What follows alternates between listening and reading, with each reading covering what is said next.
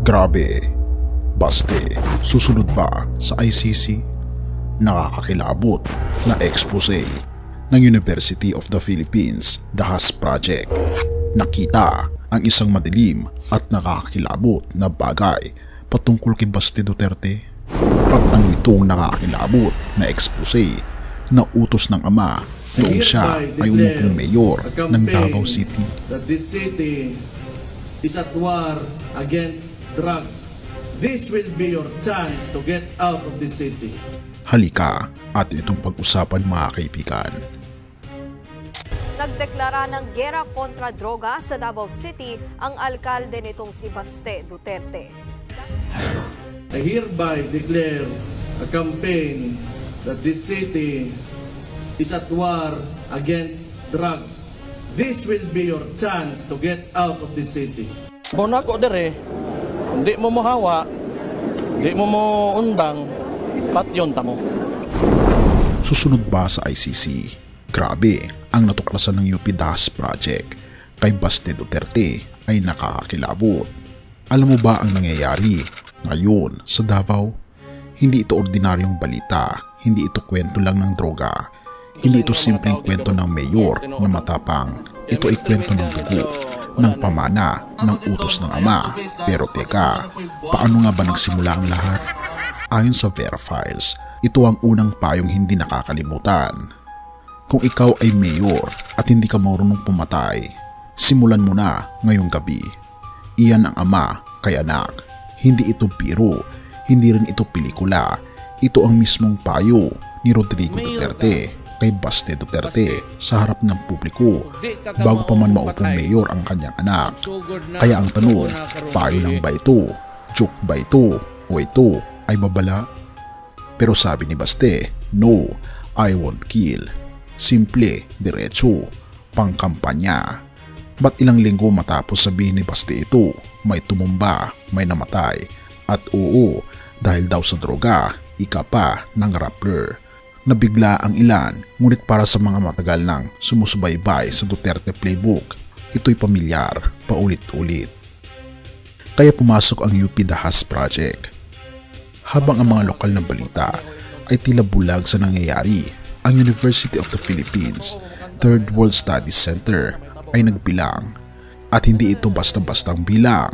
Between July 1, 2022 at March 15, 2024, 97 ang napatay sa Davao, isang patay kada linggo mula noong maupo si Baste. 96 sa kanila, pinatay daw ng state agents.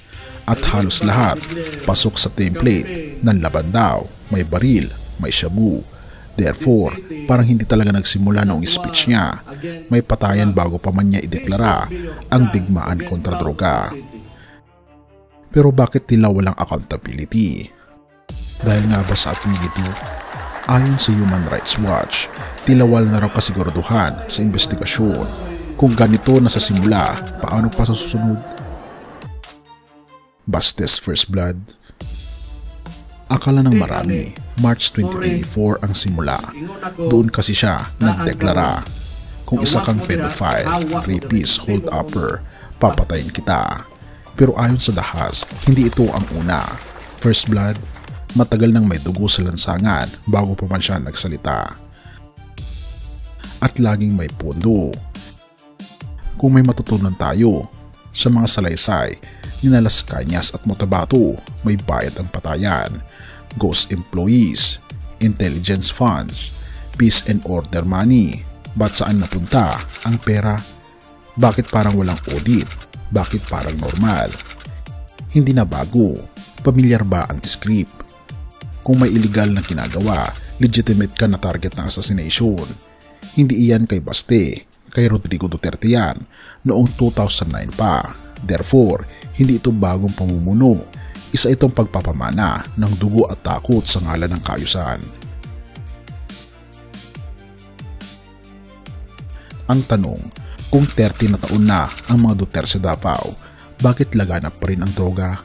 Las Cañas mismo ang nagsabi, Duterte ang lord ng lahat ng drug lords sa Pilipinas. May tattoo, may triad, may testimonya. Nang ini-welcome ni Las Cañas si Paulo Duterte sa Freemasonry, Nakita niya ito, tattoo ng Chinese drug triad sa likod ni Pulong. Pero bakit walang kaso? Walang investigasyon? Because kung ang pamilya ang may hawak ng PC, sino pa ang pupunit nito? Baste is not becoming, he already is.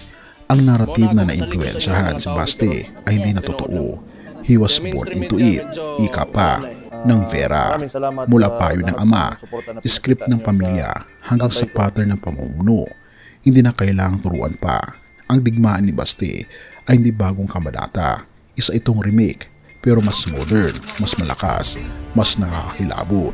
At kung ating mapapansin, kahit na nakaupo na, si Pangulong Bongbong Marcos ay sinabi ng DAS Project na may mga napatay pa rin sa Davao na mahigit 50 na katao na related daw sa drug war. Ito'y ayon sa Rappler. Hindi na dapat tayo magulat. Ang tanong na lang, kailan tayo kikilos? Dahil kung mananatili tayong tahimik, ang susunod na target ay baka nasa tabi mo na. Have mercy, O God, at purihin ang ating Panginoon Diyos.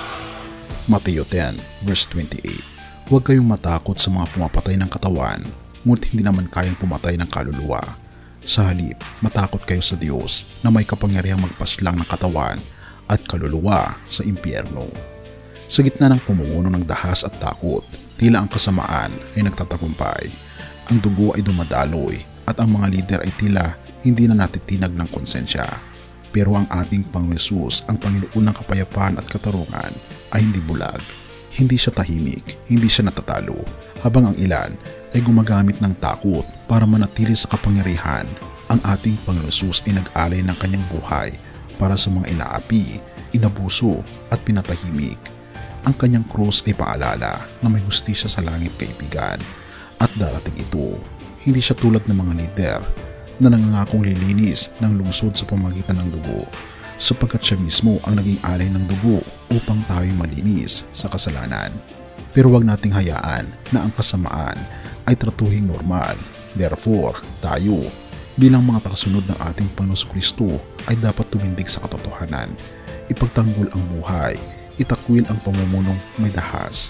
Hindi natin hawak ang hustisya ng tao, pero hawak tayo ng ating Panginoon ng langit at lupa, ang ating Panginoon Hesus, ang hari ng katarungan. Purihin ang ating Panginoon Diyos at tayo manalangin.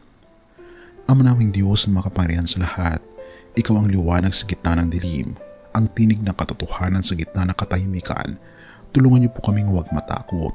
Bigyan niyo po kami ng tapang upang tumayo para sa hustisya at ipahayag ang pag-ibig mo sa mga takot at pinapatay ng sistemang mapang-abuso. Ikaw ang tunay na hari. Sa iyo ang huling salita. Iyo pong patnubayan ang mga Duterte, gayon din ang aming pamahalaan at ang lahat ng mamamayang Pilipino at maging ang lahat ng tao sa mundo. At nawa maisentro ang aming puso, ang aming kaisipan sa aming Panginoon Hesus lamang. At tulungan niyo kami magbago sa aming mga kasalanan. Pakalinisin po kami sa lahat ng aming pagkakasala at patnubayan niyo po kami. At patawarin po kami sa lahat ng aming pagkukulang at pagkakasala. At salamat po sa pagdinig ng aming mga panalangin, sapagkat ito po ang aming samot hiling sa matamis na pangalan ng aming Panginoon Hesus. Amen.